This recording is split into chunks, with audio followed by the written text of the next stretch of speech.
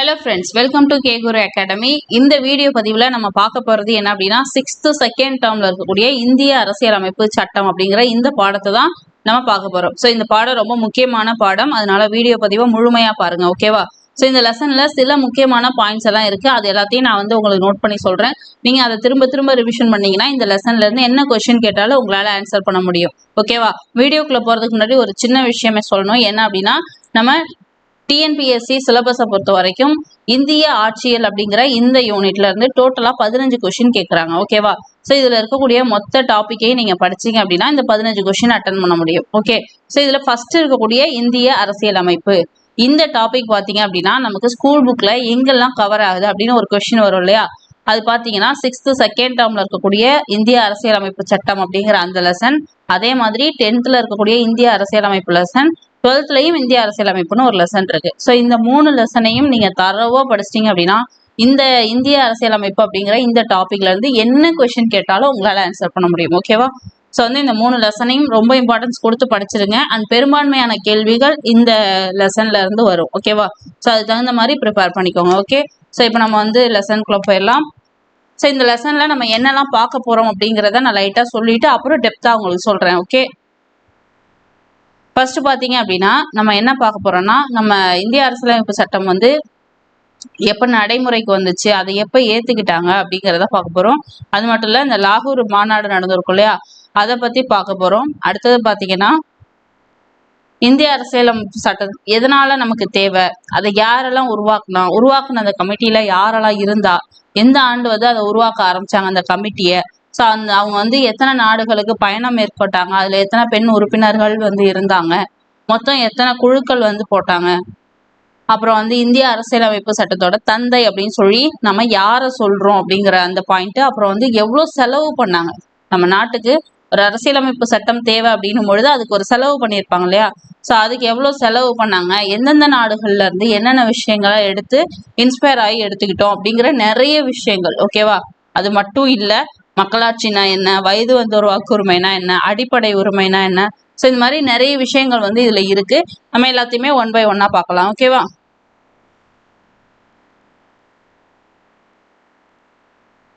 Okay, இந்த லெசன்ல நான் சொல்ற அந்த பாயிண்ட்ஸ் மட்டும் நீங்க ரொம்ப முக்கியமா அண்டர்லைன் பண்ணி வச்சுட்டு படிங்க, ஓகேவா? எல்லாத்தையும் படிக்க வேண்டாம். ஸோ இதுல பாருங்க, பல மதங்கள், பல மொழிகள், பல இனங்கள், பண்பாடுகளை சேர்ந்த மக்கள் வாழும் ஒரு நாட்டில் அனைவரையும் சமத்துவமாக நிர்வகிப்பதற்கு வலுவான தெளிவான சட்டங்களும் வழிமுறைகளும் தேவை. அதை தான் அரசியலமைப்பு சட்டம் அப்படின்னு சொல்றோம். ஸோ அப்ப நம்ம நாட்டுல பல மொழிகளை பேசக்கூடிய, பல மதங்களை பின்பற்றக்கூடிய மக்கள் இருக்கும் அப்படிங்கிறது நமக்கே தெரியும். ஸோ அப்படி இருக்கக்கூடிய எல்லாருக்கும் சமமான ஒரு அரசியலமைப்பு சட்டம் இருக்கணும் அப்படிங்கிறது ரொம்ப ரொம்ப முக்கியம். ஏன் அது அரசியலமைப்பு சட்டம்னு சொல்றோம்னா, எல்லாரும் ஒரு ரூல்ஸுக்கு கீழே இருந்தாதான் அது கரெக்டா இருக்கும் இல்லையா? ஸோ ரூல்ஸே இல்லாம நம்ம நாட்டுல இந்த மாதிரி நம்மளோட வலுவான ஒரு அரசியலமைப்பு சட்டம் இல்லை அப்படின்னா நம்ம நாடு எப்பவோ அழிவு நிலையை நோக்கி போயிருக்கும். நம்ம நாட்டோட அரசியலமைப்பு சட்டத்தால மட்டும்தான் நம்ம இன்னைக்கும் எந்த நாடுகளாலையும் பெரிய அளவுல தாக்கப்படாம, எந்த நாடுகளையும் முழுமையா கைப்பற்றப்படாம, இந்த மாதிரி ரொம்ப சேஃப் அண்ட் செக்யூரா நம்ம இந்தியாவில இருந்துட்டு இருக்கோம். அதுக்கு முக்கியமான காரணம் என்ன அப்படின்னா நம்மளுடைய இந்த அரசியலமைப்பு சட்டம் தான். ஏன்னா அந்த அளவுக்கு நெகிழா தன்மையுடையதான் நம்மளுடைய அரசியலமைப்பு சட்டத்தை வல்லுநர்கள் உருவாக்கி இருக்காங்க, ஓகே? ஸோ அடுத்து பாருங்க, எந்த நாளை நம்ம குடியரசு தினமா கொண்டாடுறோம் அப்படிங்கிற அந்த பாயிண்ட்டை நோட் பண்ணிக்கோங்க. நமது அரசியலமைப்பு சட்டம் 1950ஆம் ஆண்டு ஜனவரி மாதம் 26ஆம் நாள் நடைமுறைக்கு வந்தது. இது ரொம்ப ரொம்ப முக்கியம், நிறைய தடவை கேட்டிருக்காங்க, ஓகேவா? அரசியலமைப்பு சட்டம் என்று நடைமுறைக்கு வந்தது அப்படின்னா 1950 ஜனவரி 26. ஸோ இந்த டேட்டை தான் நம்ம என்ன சொல்றோம், குடியரசு தினமா கொண்டாடுறோம். சுதந்திர தினம் அப்படின்னும் பொழுது உங்களுக்கு தெரியும் இல்லையா, அதை ஏன் கொண்டாடுறோன்றதும் தெரியும். பட் குடியரசு தினம் தெரியும், ஆனா ஏன் கொண்டாடுறோம்னு பெரும்பாலும் நிறைய பேருக்கு தெரிஞ்சிருக்காது. ஸோ நம்மளுடைய அரசியலமைப்பு சட்டம் நடைமுறைக்கு வந்த நாளை தான் நம்ம குடியரசு தினமா கொண்டாடுறோம், ஓகே? அடுத்தது, இந்த நாள்ல நம்முடைய அரசியலமைப்பு சட்டம் நடைமுறைக்கு வந்ததற்கு இன்னும் சில காரணங்களும் இருக்கு. என்ன அப்படின்னா 1929ஆம் ஆண்டு லாகூர்ல ஒரு காங்கிரஸ் மாநாடு நடந்திருக்கும், ஓகேவா? அந்த மாநாட்டுல முழு சுயராஜ்யத்தை அடைவது என்ற முழக்கம் வலுப்பெற்றிருக்கும். அதாவது பூர்ண சுயராஜ் முழு சுயராஜ்யம், அதாவது சுதந்திரத்தை அடைவதை நோக்கம் அப்படிங்கிற அந்த ஒரு கான்செப்ட் வந்து அப்பதான் வலுப்பெற்றிருக்கும். ஸோ அதை நினைவு கூறுற வண்ணமா தான் அந்த ஜனவரி 26ஆம் தேதி என்ன பண்ணியிருப்பாங்க, நம்மளுடைய அந்த குடியரசு தினமா கொண்டாடுறது, அந்த இந்திய அரசியலமைப்பு சட்டத்தை நடைமுறைப்படுத்துறது எல்லாமே இருக்கும். மெயினா இந்த இந்திய அரசியலமைப்பு சட்டம் ஜனவரி 26 தான் கம்ப்ளீட் பண்ணாங்களான்னு கேட்டா கிடையாது. அவங்க முன்னாடியே கம்ப்ளீட் பண்ணிட்டாங்க, அந்த புக்கை எழுதி எல்லாம் ரெடி பண்ணி வச்சாச்சு. பட் ஆனா அந்த ஜனவரி 26க்காக வெயிட் பண்ணி அப்புறமா தான் அதை ரிலீஸே பண்ணாங்க. ஸோ அந்த அளவுக்கு அவங்க அந்த நாளுக்கு வந்து முக்கியத்துவம் கொடுத்துருக்காங்க. ஓகேவா? சரி பாருங்க, 1930 ஜனவரி 26 அன்று முழு சுதந்திர நாளாக கொண்டாடப்படுகிறது. ஸோ அவங்க என்ன பண்றாங்கன்னா பூர்ண சுயராஜ்யம் சொல்லி என்ன பண்றாங்க, அந்த லாகூர் காங்கிரஸ் மாநாட்டுல வந்து 1929ல ஒரு தீர்மானம் கொண்டு வராங்க. அதன்படி என்ன பண்றாங்க, 1930 ஜனவரி 26ல முழு சுதந்திர நாளா கொண்டாடுறாங்க. இதை தான் நம்ம பின்னால என்ன பண்றோம், குடியரசு தினமா கொண்டாடுறோம். ஓகேவா? ஸோ இது ரொம்ப முக்கியமான கொஸ்டின். பூர்ண சுயராஜ் டே இன்னைக்கு அப்படின்னா 1930 ஜனவரி 26 முழு சுதந்திர நாள். ஓகேவா? அடுத்தது, ஸோ இந்த கிரீன் கலர்ல பாக்ஸ் போட்டிருக்கோம் இல்லையா, அந்த இடத்துல முக்கியமான பாயிண்ட்ஸ் இருக்குன்னு அர்த்தம். ஓகே, உங்களுக்கு இப்போ நீங்க உள்ள தேடி கண்டுபிடிக்க உங்களுக்கு படிக்க கஷ்டமா இருக்கும் தான் நாங்கள் அங்கே இந்த மாதிரி பாக்ஸ் போட்டு வச்சிருக்கேன். நீங்க அந்த பாயிண்ட்டை மட்டுமாவது அட்லீஸ்ட் படிச்சிருங்க. ஓகேவா? அரசியலமைப்பு சட்டம் ஒரு நாட்டிற்கு தேவையான சில அடிப்படை விதிகள், கொள்கைகளை உருவாக்கி ஆவணப்படுத்துவதோடு தனது குடிமக்களின் உரிமைகள், கடமைகள் மற்றும் செயல்பாடுகளை வரையறுக்கிறது. பிறகு அச்சட்டத்தின் துணையோடு தான் நாடு ஆளப்படும். ஸோ அரசியலமைப்பு சட்டம் அப்படின்னா என்னன்னு கொடுத்துருக்காங்க. ஓகேவா? ஒரு நாடு இருக்கு, அதுக்குன்னு ஒரு சட்டம் இருக்குன்னா அந்த சட்டத்துல இருக்கக்கூடிய விதிமுறைகள், அந்த மக்களுக்கு இருக்கக்கூடிய கடமைகள், இது எல்லாத்தையும் உணர்ந்துதான் அந்த மக்கள் என்ன பண்ணுவாங்க, செயல்படுவாங்க. அந்த விதிமுறைகளுக்கு உட்பட்டு செயல்படுவாங்க. இது ஒரு நல்ல நாடா இருக்கிறதுக்கு இந்த அரசியலமைப்பு சட்டம் வந்து ரொம்ப உதவியா இருக்கும். ஓகே, அடுத்தது பாருங்க, இந்திய அரசியலமைப்பு சட்டம் தான் நமது நாட்டின் உயர்ந்தபட்ச சட்டமாக விளங்குகிறது. உள்ளதுலயே அதிகபட்ச சட்டம் அப்படின்னு பார்த்தா நம்ம அரசியலமைப்பு சட்டம் தான். அதுக்காக தான் நம்ம நார்மலா பேசும்பொழுது கூட என்ன பெரிய ரொம்ப ரூல்ஸ் பேசுற, சட்டம் ஓவரா போடுற அப்படின்லாம் அந்த வார்த்தையெல்லாம் நம்ம யூஸ் பண்றோம் இல்லையா, அது வந்து நம்ம உணர்ந்துதான் அந்த வார்த்தைகள்லாம் இடையில நம்ம யூஸ் பண்ணிட்டு இருக்கோம். ஓகேவா? அடுத்த பாருங்க, இது அடிப்படை அரசியல் கொள்கைகளை வரையறுப்பது, கட்டமைப்புகள், வழிமுறைகள், அதிகாரம் ஆகியவற்றை விளக்குவது, அரச நிறுவனங்களின் கடமைகளை பட்டியலிடுவது, குடிமக்களின் அடிப்படை உரிமைகள் மற்றும் கடமைகளை நிர்ணயம் செய்வது, வழிகாட்டு நெறிமுறைகளை வழங்குவது ஆகியவற்றின் வழியே ஒரு ஒட்டுமொத்த கட்டமைப்பை நமக்கு தருது. இன்னும் சிம்பிளா சொல்லணும்னா, நம்ம நாட்டுல யாரு ஹையஸ்ட் ப்ரையாரிட்டி, முதல் இந்திய குடிமகன் அப்படின்னு யார சொல்றோம், அவங்களுக்குள்ள ரூல்ஸ் என்ன, அவங்க ஒருத்தர் வந்து முதல் குடிமகன் ஆகணும்னா அவங்களுக்கு என்னென்ன தகுதிகள் இருக்கணும், அவங்களுடைய வேலைகள் என்ன, அவங்களுக்கு கீழே எப்படி மற்ற விஷயங்கள் இயங்கணும். இன்னும் சிம்பிளா அவங்களுக்கு புரியுற மாதிரி சொல்லணும்னா, நம்ம குடியரசுத் தலைவர் யாரு, ஸோ குடியரசுத் தலைவருக்கான பதவி, அந்த பதவிக்கான தகுதிகள், அப்புறம்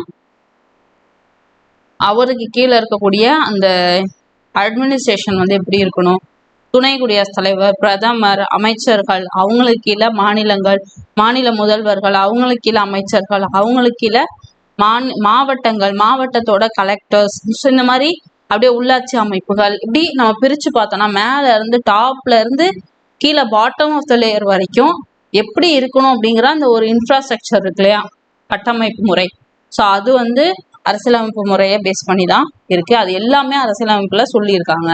அது மட்டும் கிடையாது, நம்ம நாட்டோட எல்லைகள், இப்போ நம்ம ஒரு மாநிலத்தை வந்து இன்னொரு மாநிலத்தோட சேர்க்கணும், இல்லை எதுக்காவது பேர் மாற்றணும், என்ன பண்ணணும்னாலும் சரி, நம்ம இந்தியாவில் என்ன விஷயத்த கையில் எடுத்தாலும் அது வந்து இந்த அரசியலமைப்புக்குள்ள வந்துடும். அந்த அளவுக்கு பிளான் பண்ணி அதை பண்ணியிருக்காங்க. அது மட்டும் இல்லை, ஒரு ஆட்சி எப்படி நடக்கணும், ஒரு அரசு வந்து ஒரு திட்டம் போடுதுன்னா அதுக்கு சில விஷயங்கள் வந்து ஃபாலோ பண்ணணும், இதெல்லாம் அந்த திட்டத்தில் இருக்கானா அவங்க கவனிக்கணும். அதுதான் இந்த வழிகாட்டு நெறிமுறைகள். இந்த மாதிரி அவங்க ஒவ்வொரு விஷயத்தையும் ரொம்ப பிளான் பண்ணி பண்ணியிருக்காங்க. ஓகே, அடுத்தது பாருங்க, அரசியலமைப்பு சட்டத்தை உருவாக்கும் நோக்கில் இந்தியாவின் பல்வேறு பகுதிகளை சேர்ந்த, இந்தியாவில் இருக்கக்கூடிய வெவ்வேறு பகுதிகளை சேர்ந்த 389 உறுப்பினர்களை கொண்ட இந்திய அரசமைப்பு நிர்ணய மன்றம் என்ற அமைப்பு 1946ஆம் ஆண்டு உருவாக்கப்பட்டது. இது ரொம்ப ரொம்ப முக்கியம். இந்திய அரசியல் நிர்ணய சபை என்று உருவாக்கப்பட்டது அப்படின்னு கேட்டா 1946. ஓகேவா? ரொம்ப முக்கியமான கொஸ்டின். அதோட முதல் தலைவரா யார் தேர்ந்தெடுக்கப்படுவார் அப்படின்னா ராஜேந்திர பிரசாத். ஸோ இந்த ராஜேந்திர பிரசாத் தேர்ந்தெடுக்கிறது வந்து பாத்தீங்கன்னா இவர் வந்து நிரந்தர தலைவர். இதன் தலைவராகன்றதை விட நீங்க இந்த இடத்துல நோட் பண்ணிக்கோங்க, நிரந்தர தலைவராக ராஜேந்திர பிரசாத் தேர்ந்தெடுக்கப்படுறார். ஏன் நான் இந்த வார்த்தையை சொல்றேன்னா தற்காலிக தலைவரா ஒருத்தரை தேர்ந்தெடுப்பாங்க, ஓகேவா? ஸோ அவர் வந்து அவரை தேர்ந்தெடுத்து நம்மளுடைய இந்திய அரசியலமைப்பு அந்த கூட்டம் வந்து முதல் கூட்டம் நடக்கும். அப்புறம் ஒரு 2 நாள்ல நிரந்தர தலைவரா ராஜேந்திர பிரசாத்தை தேர்ந்தெடுத்து என்ன பண்ணுவாங்க, 2வது கூட்டம் நடத்துவாங்க. ஸோ அந்த ஒவ்வொரு கூட்டமும் என்ன டேட்ல நடக்கும் அப்படிங்கிறதெல்லாம் நம்ம பின்னாடி பார்க்கலாம். ஸோ இந்த லெசன்ல என்ன இருக்குங்கிறத மட்டும் இப்போதைக்கு நோட் பண்ணிக்கோங்க, ஓகேவா? அடுத்தது ஜவஹர்லால் நேரு, சர்தார் வல்லபாய் பட்டேல், மௌலானா ஆசாத், எஸ் ராதாகிருஷ்ணன், விஜயலட்சுமி பண்டிட், சரோஜினி நாயுடு உட்பட பலர் இந்த அமைப்புல இருந்திருக்காங்க. அப்ப பெண்களும் இந்த இந்திய அரசியலமைப்பு அந்த குழுல இருந்திருக்காங்க. ஸோ பாருங்க, மொத்தம் 15 பெண் உறுப்பினர்கள் வந்து இந்த அமைப்புல இடம்பெற்றிருக்காங்க. இது ரொம்ப ரொம்ப முக்கியமான ப்ரீவியஸ் இயர் கொஸ்டின், நிறைய தடவை ரிப்பீட்டடா கேட்டிருக்காங்க, ஓகேவா? எத்தனை பெண்கள்னா 15 பெண்கள். 7 பேர் கொண்ட அரசியலமைப்பு சட்ட வரைவு குழு உருவாக்கப்பட்டு அதன் தலைவராக யார் தேர்ந்தெடுக்கப்படுறார்? இதுவும் முக்கியம், அம்பேத்கர் தேர்ந்தெடுக்கப்படுறார். மேலும் இதன் ஆலோசகராக BN ராவ் நியமிக்கப்படுகிறார். இதுவும் ரொம்ப முக்கியமான பாயிண்ட். ஸோ நம்ம இந்த முக்கியம்னு சொல்றதெல்லாம் நிறைய தடவை ரிப்பீட்டடா கேட்டிருக்காங்க, ஓகேவா? நான் மேல சில கான்செப்ட்லாம் எக்ஸ்பிளைன் பண்ண இல்லையா, அது வந்து இந்தியன் பாலிட்டியா என்னன்னே தெரியாம புதுசா வந்து படிக்கிறவங்களுக்காக நான் அந்த கான்செப்ட்லாம் எக்ஸ்பிளைன் பண்ணேன். மற்றபடி இந்த முக்கியம்னு சொல்ற பாயிண்ட்ஸ் ரிப்பீட்டடா கேட்டுட்டே இருக்காங்க, சரியா? 7 பேர் கொண்ட அந்த அரசியலமைப்பு சட்ட வரைவு குழுவை வந்து உருவாக்கி அதோட தலைவரா அம்பேத்கர் இருந்திருக்காரு. அப்ப வரைவு குழுவோட தலைவர் யாரு? அம்பேத்கர். மொத்தம் 15 பெண்கள் இருந்திருக்காங்க. இந்த அரசியல் குழுவோட ஆலோசகரா யார் இருந்திருக்காரு அப்படின்னா BN ராவ் வந்து இருந்திருக்காரு. இந்த குழுவோட நான் சொன்னேன் இல்லையா, இந்த குழுவோட முதல் கூட்டம் குழு உருவாக்கப்பட்டது எப்ப? 1946. இந்த குழுவோட முதல் கூட்டம் எப்ப நடக்குதுன்னு பாருங்க, டிசம்பர் 9, 1946 இந்த தேதியில முதல் கூட்டம் நடைபெறும், ஓகேவா? அன்றே அரசியலமைப்பு சட்டத்தை எழுதும் வேலைகள் வந்து தொடங்கிருச்சு. ஓகே, அடுத்தது பாருங்க, அண்ணல் அம்பேத்கர் இந்திய அரசியலமைப்பு சட்டத்தின் தந்தை என அழைக்கப்படுகிறார். ரொம்ப ரொம்ப ரொம்ப முக்கியமான இந்த கொஸ்டின் பேப்பர்ல ரொம்ப ஈஸியா கொஸ்டின் கேட்குறாங்கன்னா இல்ல கஷ்டமா கொஸ்டின் கேட்குறாங்கன்னா எப்படி கேட்டாலும் சரி இந்த கொஸ்டின் மேக்சிமம் இருக்கும். 100க்கு 99% இந்த கொஸ்டின் வந்து இருக்கும், ஓகேவா?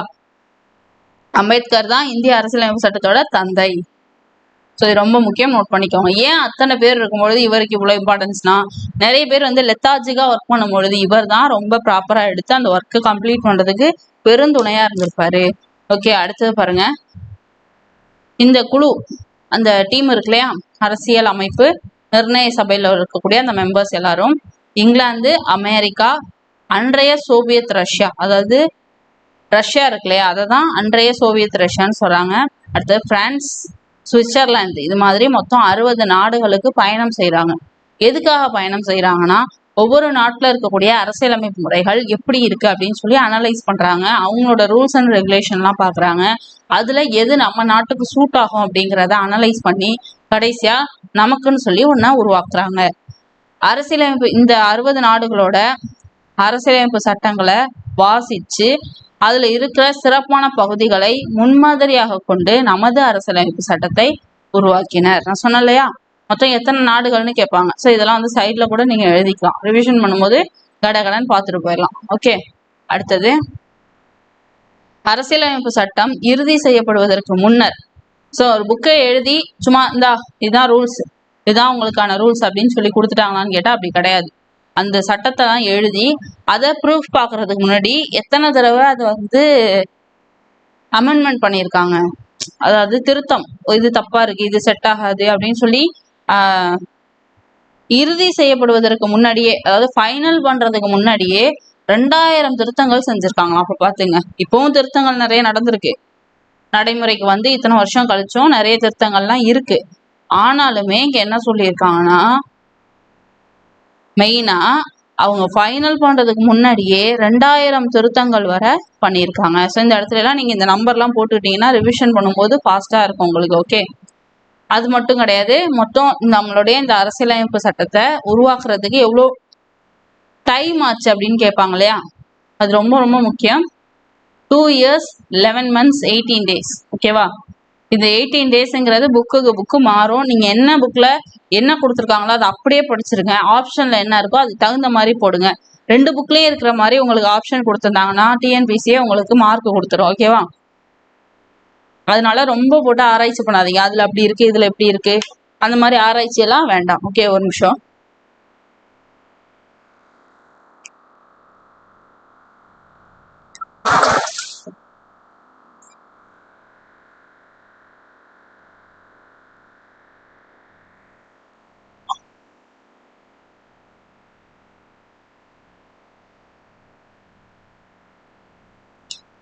ஓகேவா, அடுத்தது பாருங்க.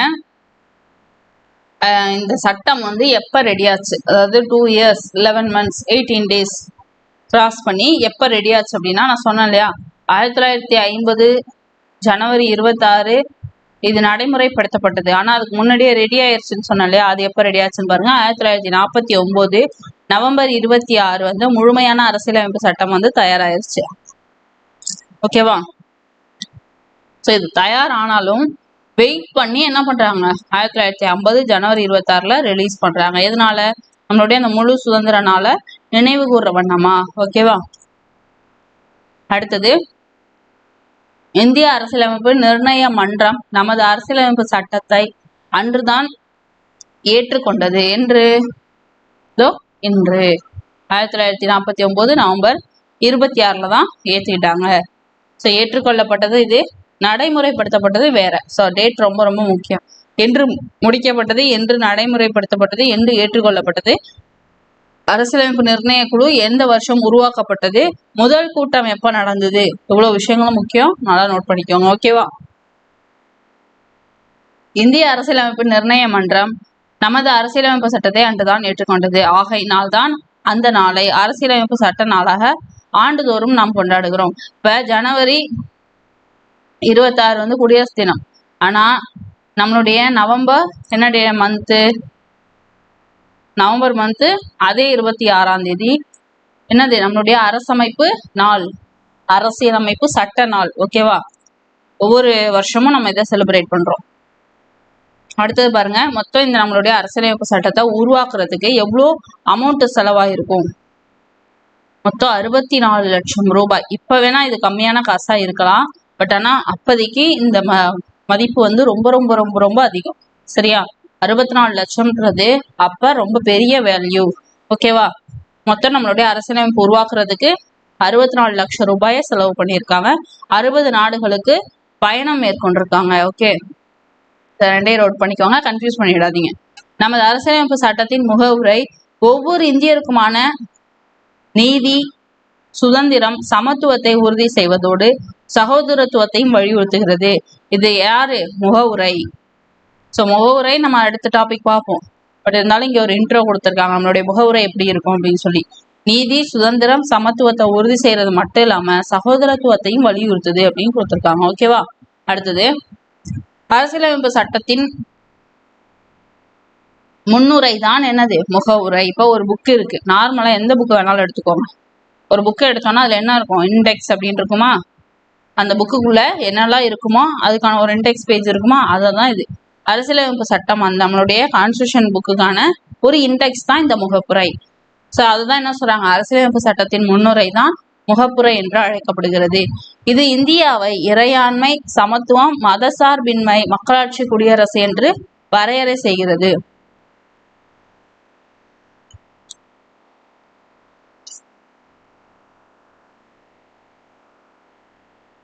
ஸோ பாத்தீங்கன்னா நம்மளுடைய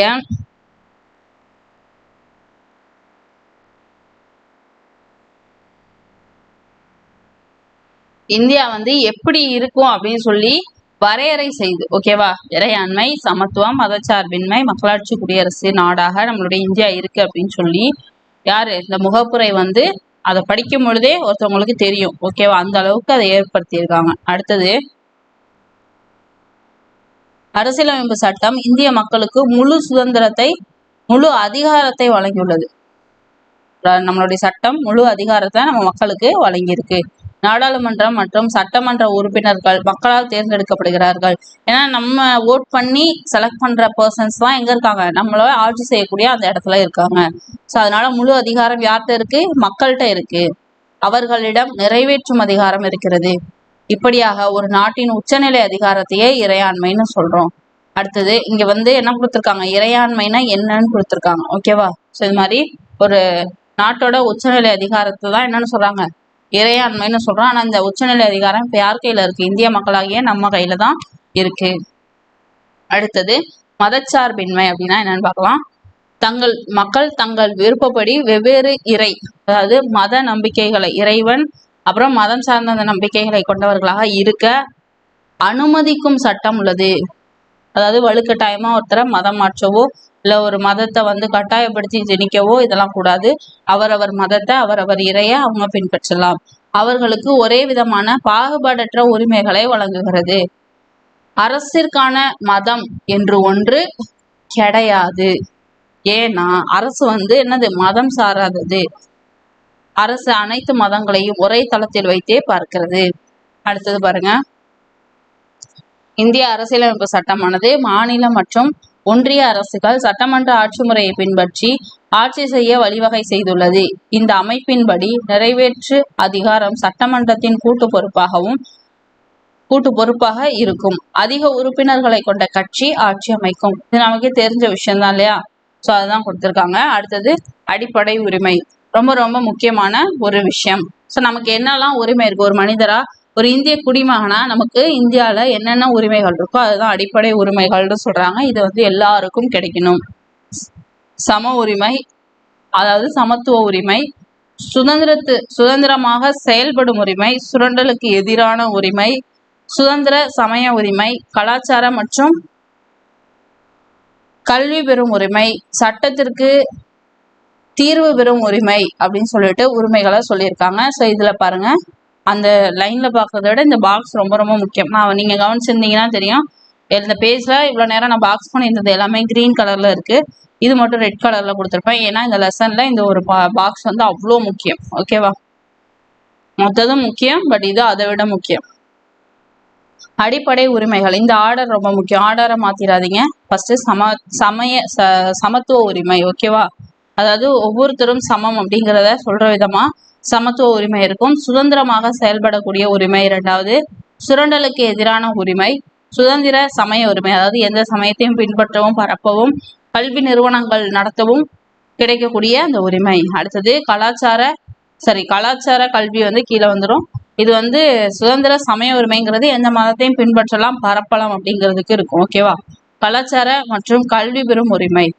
சட்டத்திற்கு தீர்வு பெறும் உரிமை, அதாவது ஒரு மனுஷனுக்கு ரொம்ப ரொம்ப முக்கியமான ஒரு உரிமை அப்படின்னும் பொழுது இந்த 6வது உரிமையை சொல்லலாம். ஏன்னா சட்டத்தின் முன் அனைவரும் சமம் அப்படின்னும் பொழுது சட்டத்திற்கு முன்னாடி அனைவருக்கும் ஒரே மாதிரியான நீதி கிடைக்கணும் அப்படிங்கிற அந்த உரிமை ரொம்ப ரொம்ப முக்கியம். ஓகேவா? அடுத்தது வழிகாட்டு நெறிமுறை அப்படின்னா என்னன்னு பார்க்க போறோம். அரசுகள் சட்டம் ஏற்றும் போது ஆட்சி செய்யும் போதும் கவனத்தில் கொள்ள வேண்டிய சில வழிகாட்டல்களை அரசியலமைப்பு சட்டம் வழங்கியிருக்கு. ஒரு அரசு ஒரு கவர்மெண்ட், இப்ப நம்மளே ஓட் பண்ணி ஒரு கவர்மெண்ட்டை செலக்ட் பண்ணியிருக்கோம். இப்போ அந்த கவர்மெண்ட் நம்மளா ஆட்சி செஞ்சுட்டு இருக்காங்க. அவங்க ஏதாவது சட்டம் கொண்டு வராங்க அப்படின்னும் போது அவங்க என்னென்ன விஷயங்களை ஃபாலோ பண்ணணும்னு கொடுத்துருக்காங்க. ஒரு அரசு சட்டம் ஏற்றும் போதும் ஆட்சி செய்யும் போதும் சில விஷயங்களை கவனத்துல வச்சுக்கணும். அதுக்காக சில வழிமுறைகளை இந்த வழிகாட்டு நெறிமுறைகள் அப்படிங்கிற தலைப்பு கீழே கொடுத்துருப்பாங்க. ஓகேவா? ஸோ இதை கட்டாயமா அவங்க ஃபாலோ பண்ணணும்னு கிடையாது. பட் ஆனால் இதையும் அவங்க கன்சிடர் பண்ணணுங்கிறது தான் இங்க விஷயம். ஸோ இது கம்பல்சரி கிடையாது. ஓகேவா? ஆனா அவங்க இதையும் கவனிச்சா பெட்டரா இருக்கும் அந்த ஆட்சி, அவ்வளவுதான். அடுத்தது வயது வந்தோர் வாக்குரிமை. 18 வயது பூர்த்தியான இந்திய குடிமகன் ஒவ்வொருவரும் வாக்களிக்கும் உரிமையை பெறுகிறார்கள். இந்த உரிமையை அவர்கள் பெறுவதற்கு ஜாதி, மதம், பாலினம், பொருளாதார அடுக்கு உட்பட எதுவும் தடையாக இருக்க முடியாது. ஸோ 18 வயசு ஒருத்தர் கம்ப்ளீட் ஆயிடுச்சுன்னா அவங்க இந்திய குடிமகன், அதாவது வாக்களிக்கக்கூடிய அந்த ஒரு உரிமையை இந்தியால தராங்க, இந்திய குடிமகனா இருக்கும் பட்சத்துல. ஓகேவா? ஸோ இந்த உரிமையை அவங்க பெறுறதுக்கு இது எதுவுமே தடையா இருக்க முடியாது. ஜாதியோ, மதமோ, பொருளாதாரமோ எதுவுமே தடையா இருக்க முடியாது. ஸோ அவங்க எந்த பாலினம், எந்த ஜாதி, எந்த மதம், என்ன பொருளாதாரத்துல இருந்தாலும் 18 வயசு கம்ப்ளீட் ஆயிடுச்சுன்னா அவங்களுக்கு வாக்களிக்கும் உரிமை கம்பல்சரி கொடுத்துருவாங்க இந்திய குடிமகனா இருக்கும் பட்சத்துல. ஓகேவா? அடுத்த கொஸ்டின் இது பாருங்க பாயிண்ட். நம்ம கடமைகள். இப்ப நம்ம இந்தியால சில விஷயங்களை உரிமையா வாங்கணும் இல்லையா, அடிப்படை உரிமைகள்னு பார்த்தோம்ல, அதே மாதிரி இப்ப கடமைகள். ஒரு இந்திய குடிமகனா நமக்குன்னு சில கடமைகள் இருக்கு. அது என்னென்னு பார்க்கலாம். தேசிய கொடியையும் தேசிய கீதத்தையும் மதித்து நடப்பது, எல்லா குடிமக்களும் அரசியல் சட்டத்தை மதித்து பேணுவது, சுதந்திரத்திற்காக போராடிய நமது தலைவர்களை பின்பற்றி நடப்பது, நாட்டை பாதுகாப்பது, நாட்டுக்கு தேவைப்படும் போது சேவை செய்ய தயாராக இருப்பது, ஜாதி மத மொழி இன எல்லை கடந்து அனைவரும் சகோதர மனப்பான்மையுடன் இருப்பது, நமது பெருமை மிக்க பாரம்பரியத்தை காப்பது, காடுகள் நதிகள் ஏரிகள் உள்ளிட்ட இயற்கையையும் வன விலங்குகளையும் பாதுகாப்பது, அறிவியல் மனிதாபிமானம் சீர்திருத்த உணர்வுகளை வளர்ப்பது, வன்முறையை தவிர்த்து அரசு சொத்துக்களை பாதுகாப்பது. ஏன்னா வடிவேல் காமெடியில கூட வரும்ல, இது உங்கள் சொத்து சேதப்படுத்த வேண்டாம் அப்படின்னு சொல்லி, அது மாதிரி நம்மளுடைய அரசு சொத்துக்களை பாதுகாக்கணும். குழந்தைகளின் பெற்றோரா அல்லது பாதுகாவலரோ தமது குழந்தைகளுக்கு கல்வி வாய்ப்புகளை 6 to 14 வயதுக்குள் தருவது ஆகியவற்றை அரசியல் சட்டம் தமது கடமையாக வைத்துள்ளது. இது எல்லாமே என்னது? கடமைகள். ஓகேவா? மக்களுக்கான கடமைகள். அடுத்தது பாருங்க, இந்த பாக்ஸ்ல உள்ளது ரொம்ப ரொம்ப முக்கியம். என்ன அப்படின்னா, அரசியலமைப்பு சட்ட வரைவு குழுல யார் யார் இருந்தாங்கன்னு கொடுத்துருக்காங்க. Doctor B.R. Ambedkar, N. Gopalaswami, K.M. Munshi, Syed Mohammed Saadulla, N. Madhava Rao, T.T. Krishnamachari, Alladi Krishnaswami. So இவங்க எல்லாருமே என்னது, இந்த வரைவு குழுல இருந்தாங்க. ஸோ எத்தனை பேர்னு பார்த்துக்கோங்க, இது ரொம்ப ரொம்ப முக்கியம். எத்தனை பேர்னு கேட்கலாம், யார் யாருங்கிறதையும் கேட்கலாம். ஓகேவா? அக்குழுல தலைவராக இருந்தவர் யாரு? B.R. அம்பேத்கர். அரசியல் சட்டத்தை உருவாக்கிய முதன்மையான சிற்பி. இந்த பாயிண்ட்டும் ரொம்ப முக்கியம், நிறைய தடவை கேட்டிருக்காங்க. ஓகேவா? நமது அரசியல் சட்டம் உருவான போது மொத்தம், அதாவது ஒரு புக்கு பிரிண்ட் ஆகி வரும்போது, இப்போ நம்ம எப்போ நடைமுறைக்கு வந்துச்சுன்னு சொன்னோம்? கம்ப்ளீட் பண்ணது ஒரு டேட்டு, நடைமுறைக்கு வந்தது ஒரு டேட்டுன்னு சொன்னோம். ஸோ நடைமுறைக்கு வந்தது எப்போ? ஜனவரி 26, 1950. ஸோ இப்போ இந்த ஜனவரி 26 புக்கு ரிலீஸ் ஆகும்போது மொத்தம் 395 ஆர்டிகிள்ஸ் இருந்தது, 22 பகுதிகள் பார்ட்ஸ் இருந்தது, அப்புறம் 8 அட்டவணைகள் 8 ஷெட்யூல்ஸ் இருந்தது. ஸோ இது ரொம்ப ரொம்ப முக்கியம். இப்போ எத்தனை இருக்குங்கிறதும் முக்கியம். ஓகேவா? ஸோ இப்போ கடைசியாக எத்தனை திருத்தம் செஞ்சுருக்காங்க, ஸோ அதில் எத்தனை கடைசி வரை இப்போ வர எத்தனை ஆர்டிகிள்ஸ் இருக்குங்கிறதும் முக்கியம்தான். ஸோ இப்போதைக்கு பாருங்க, அவங்க கொடுத்துருக்கிறது 2021 வரைக்கும் 105 தடவை திருத்திருக்காங்கன்னு கொடுத்துருக்காங்க. ஸோ மோஸ்ட்லி இந்த இது அப்டேட் பண்ணிக்கணும். ஓகேவா? ரீசெண்டா எத்தனை ஆர்டிகிள்ஸ் இருக்குங்கிறத அப்டேட் பண்ணணும், எத்தனை பகுதி இருக்கு, எத்தனை அட்டவணை இருக்கு அப்படிங்கிறத அப்டேட் பண்ணணும். ஓகேவா? இதையும் பார்த்துக்கோங்க, ஏன்னா ஸ்கூல் புக்ல இருக்கிறதுனால இதையும் கேட்க வாய்ப்பு இருக்கு. 448 உறுப்புகள், 25 பகுதிகள், 12 அட்டவணைகள். ஓகே. இந்திய அரசியலமைப்பு சட்டம் 30/10/2021 வரைக்கும் 105 முறை திருத்திருக்காங்க. ஸோ இது ரொம்ப ரொம்ப முக்கியம். அதுக்கப்புறம் திருத்திருக்காங்க அப்படின்னா அதையும் நம்ம ஆட் பண்ணிக்கணும். ஓகேவா? இது ஒரு விஷயம் இருக்கு. அடுத்தது, இந்திய அரசியலமைப்பு சட்டத்தின் உண்மை பிரதிகள். அதாவது உண்மையான பிரதிகள்னா என்ன அர்த்தம்? அந்த வருஷத்துல 1950 பிரிண்ட் ஆன அந்த இது இருக்கு இல்லையா, அதுதான் அந்த உண்மை பிரதிகள். இந்தி ஆங்கிலம் இந்த 2 லாங்குவேஜ்லயும் எழுதியிருப்பாங்க. அது நாடாளுமன்ற நூலகத்துல ஹீலியம் வாயு நிரப்பப்பட்ட பேழையில வைத்து பாதுகாக்கப்படுகிறது. இது ரொம்ப ரொம்ப முக்கியம். உண்மை பிரதி எங்க வைத்து பாதுகாக்கப்படுகிறதுன்னு கேட்டாங்கன்னா நாடாளுமன்ற நூலகத்துல. எந்த வாயுன்னு கேட்பாங்க? ஹீலியம் வாயு. ஓகேவா? ஸோ உண்மை பிரதி என்னென்ன லாங்குவேஜ்ல இருந்ததுன்னு கேட்டால் ஹிந்தி, இங்கிலீஷ். ஏன்னா பெரும்பான்மையான மக்கள் பேசின மொழி அப்போ ஹிந்தி. அது மட்டும் இல்லை, அங்கே ஆங்கிலேயர்கள் இருந்ததுனால இங்கிலீஷும் பரவலாக இருந்தது. அதனால இந்த 2 மொழியிலையும் நம்மளுடைய இந்திய அரசியலமைப்பு சட்டம் உண்மை பிரதிகள் இருந்தது. ஓகே ஃப்ரெண்ட்ஸ், இப்போ நம்ம இந்த 6th செகண்ட் டேர்ம்ல இருக்கக்கூடிய இந்திய அரசியலமைப்பு சட்டம் அப்படிங்கிற இந்த லெசன்ல இருக்கக்கூடிய முக்கியமான பாயிண்ட்ஸ் எல்லாத்தையுமே நம்ம பார்த்துட்டோம். ஸோ இந்த வீடியோ பதிவு உங்களுக்கு பயனுள்ளதாக இருந்திருக்கும் நம்புறேன். இது மாதிரி அடுத்தடுத்த வீடியோஸோட நோட்டிஃபிகேஷன்ஸ் உங்களுக்கு மிஸ் ஆகாமல் வரணும்னா, அண்ட் ஃபர்ஸ்ட் டைம் நம்ம சேனலை நீங்கள் பார்க்குறீங்க அப்படின்னாலும் நம்ம சேனலை சப்ஸ்கிரைப் பண்ணிக்கோங்க. அது மட்டும் இல்லை, அந்த சப்ஸ்கிரைப் பக்கத்தில் இருக்கக்கூடிய பெல்லை கிளிக் பண்ணி அப்படின்னா ஆல் அப்படின்னு இருக்கும். அதை கண்டிப்பாக கிளிக் பண்ணிக்கோங்க. அப்போதான் நம்ம அடுத்து போடக்கூடிய அந்த வீடியோவோட நோட்டிஃபிகேஷன் உங்களுக்கு மிஸ் ஆகாமல் வரும். ஓகே, ஸோ ஓகே ஃப்ரெண்ட்ஸ், நம்ம அடுத்த வீடியோ பதிவில் சந்திக்கலாம். அதுவரை உங்களிடமிருந்து விடைபெறுவது Kamali from K Guru academy. Thank you.